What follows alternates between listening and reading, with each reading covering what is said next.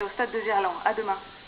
Nous poursuivons ce journal avec, en marge de ce derby, la polémique autour du Grand Stade. Il y a 10 jours, l'enquête publique sur le prolongement de la ligne T2 qui doit desservir le Grand Stade a reçu un avis négatif du commissaire enquêteur, une décision qui a réjoui les anti-Grand Stade.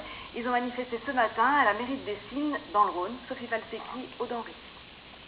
Les anti-stades ont voulu frapper les esprits. Une bande-son qui rappelle l'ambiance survoltée d'un soir de match. Est-ce qu'il faut s'y habituer? Est-ce qu'il faut s'y habituer? Le stade de l'OL d'Avicenne. Pas question de s'habituer à cette idée. Depuis 4 ans que le projet est sur les rails, les opposants ne désarment pas.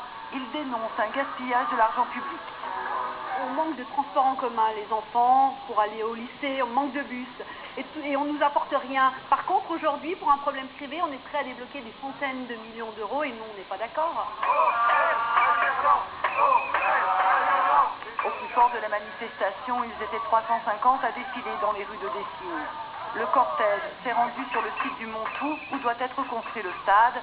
Une halte de 10 minutes a suffi pour provoquer concert de klaxons et bouchons. On a voulu démontrer que quelques centaines de personnes dans Dessines pouvaient tout bloquer jusqu'à la rocade. Donc on imagine 60 000 personnes arriver sur le site du Montou sans aucun transport en commun. Voilà, dans quelles conditions vont se retrouver les Dessinois demain si malheureusement le stade s'implante à Dessines? Toutes les enquêtes publiques liées à la construction d'OL Land ont reçu des avis négatifs. Bien que consultatifs, ces avis motivent les anti-stades qui gagnent du temps. Mais jusqu'à quand?